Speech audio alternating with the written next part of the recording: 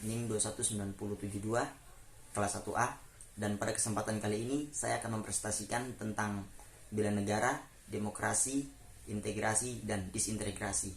Dan ada contoh tentang terjadinya disintegrasi. Oke, masuk ke poin yang pertama, yaitu bela negara. Bela negara adalah suatu konsep yang disusun oleh perangkat perundang-undangan dan petinggi suatu negara tentang patriotisme seseorang, suatu kelompok, atau seluruh komponen dari suatu negara dalam kepentingan mempertahankan eksistensi negara tersebut. Dan poin yang kedua yaitu demokrasi. Demokrasi adalah bentuk pemerintahan di mana warga negaranya memiliki hak setara dalam pengambilan keputusan yang dapat mengubah hidup mereka. Dan demokrasi mengizinkan warga negaranya berpartisipasi secara langsung maupun perwakilan dalam perumusan, pengembangan, dan pembuatan hukum. Dan untuk poin yang ketiga dan yang keempat, saya akan membahas tentang integrasi dan disintegrasi. Yang pertama itu integrasi. Integrasi adalah sebuah sistem yang mengalami pembauran hingga menjadi suatu kesatuan yang utuh. Integrasi berasal dari bahasa Inggris, yaitu integration, yang berarti kesempurnaan atau keseluruhan. Definisi lain mengenai integrasi adalah suatu keadaan di mana kelompok-kelompok etnik beradaptasi dan bersikap konformitas terhadap kebudayaan mayoritas mereka, namun masih tetap mempertahankan kebudayaan mereka masing-masing. Dan integrasi memiliki dua pengertian, yaitu yang pertama pengendalian terhadap konflik dan penyimpangan sosial dalam suatu sistem sosial tertentu, dan yang kedua membuat suatu atau keseluruhan dan menyatukan unsur-unsur tersebut. Dan yang kedua yaitu disintegrasi.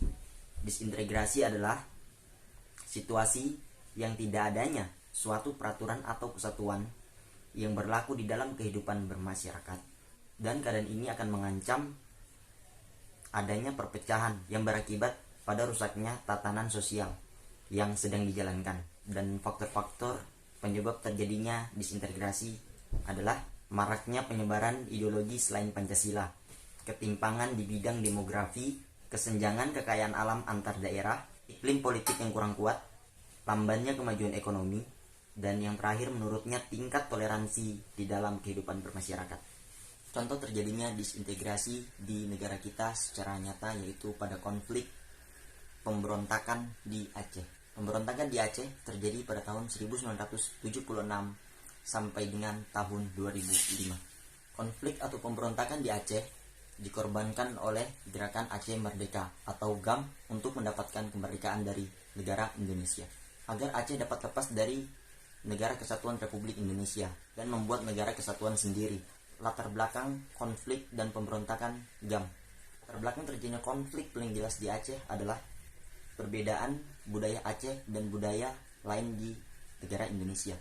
Selain itu banyak kebijakan administrasi pada kepemimpinan Soeharto pada Orde Baru, di mana pemerintahan Orde Baru banyak mempromosikan budaya lain, sedangkan Aceh terletak di bagian ujung barat Indonesia, yang banyak menimbulkan anggapan yang meluas di provinsi Aceh bahwa para pemimpin di Jakarta yang jauh tidak mengerti dan memperhatikan masalah yang ada di Aceh.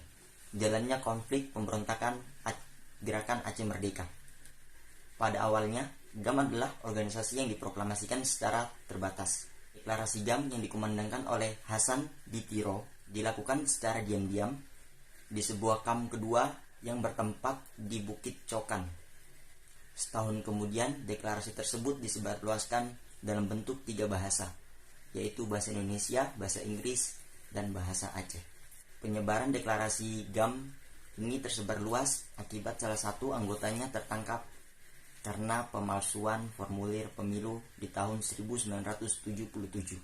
Sejak itulah pemerintahan Orde Baru mengetahui pergerakan tentang Gerakan Aceh Merdeka. Serangan pertama GAM pada tahun 1977 dilakukan terhadap mobil oil Indonesia yang merupakan pemegang saham PT Arun NGL di mana PT Arun NGL adalah operator ladang gas Arun yang berlokasi di Lok Semu Mawe, Aceh Utara. Sementara sisanya bergabung karena kekacauan di pemerintahan pusat. Pada tahun 1979, tindakan penekanan yang dilakukan oleh militer Indonesia telah memukul telak GAM. Para komandan GAM banyak yang berakhir dibunuh, pengasingan, atau dipenjara. Pengikut GAM lantas bercerai-berai dan para pemimpinnya banyak yang sudah kabur ke luar negeri. Dan kabinet GAM Tang resmi tidak lagi menjalankan fungsinya. Periode antara tahun 1989 sampai dengan 1998 kemudian dikenal sebagai era Daerah Operasi Militer atau DOM. Aceh ketika militer Indonesia meningkatkan operasi kontrak pemberontakan di Aceh. Langkah pemberlakuan DOM di Aceh ini meskipun secara taktik sukses menghancurkan, namun telah menyebabkan banyak korban di kalangan penduduk sipil lokal di Aceh. Dan rakyat Aceh merasa terasingkan dari negara Republik Indonesia. Karena merasa terasingkan dari Republik Indonesia, setelah operasi militer tersebut, penduduk sipil Aceh kemudian mendukung dan membangun kembali GAM saat militer Indonesia hampir seluruhnya ditarik kembali ke Aceh atas perintah B.J. Habibie pada akhir era 1998 setelah kejatuhan Soeharto. Pada tahun 1999 terjadi kekacauan di Jawa dan pemerintahan pusat yang tidak efisien. Hal tersebut memberikan kesempatan bagi GAM untuk melancarkan aksinya kembali. Pada pertengahan 2002, GAM dikatakan telah menguasai 70% pedesaan di pengunjur Aceh. Memburuknya kondisi keamanan di Aceh menyebabkan tindakan pengamanan keras dilakukan pada tahun 2001 sampai dengan 2002. Pemerintahan Megawati pada tahun 2003 juga meluncurkan operasi militer untuk mengakhiri konflik dengan GAM selama-lamanya. Dan keadaan darurat diberlakukan di Provinsi Aceh. Pada tahun November 2003, darurat militer diperpanjang lagi selama 6 bulan karena GAM belum dapat dihancurkan sepenuhnya. Akibat dari diadakannya darurat di Aceh, menyebabkan 100.000 orang mengungsi pada 7 bulan pertama darurat militer dan beberapa pelanggaran HAM terjadi. Konflik ini sebenarnya masih berlangsung pada akhir tahun 2004. Namun saat itu tiba-tiba bencana tsunami terjadi pada 24 Desember 2004 dan memporak-porandakan segala infrastruktur di Provinsi Aceh, sehingga secara tidak langsung bencana alam terbesar dalam sejarah Indonesia tersebut berhasil membengkuk konflik yang terjadi di Aceh. Setelah bencana tsunami dahsyat meluluhkan sebagian besar Aceh, kedua belah pihak, GAM dan pemerintah Indonesia menyatakan gentaran senjata dan menekankan kebutuhan yang sama untuk menyelesaikan konflik tak berkesudahan ini. Upaya-upaya perdamaian yang sebelumnya telah gagal, tetapi karena beberapa alasan termasuk faktor bencana tsunami, perdamaian akhirnya terjadi pada tahun 2005 selama 29 tahun konflik berkepanjangan.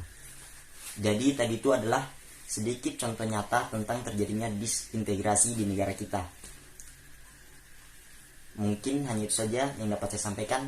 Kurang dan lebihnya mohon dimaafkan. Bye.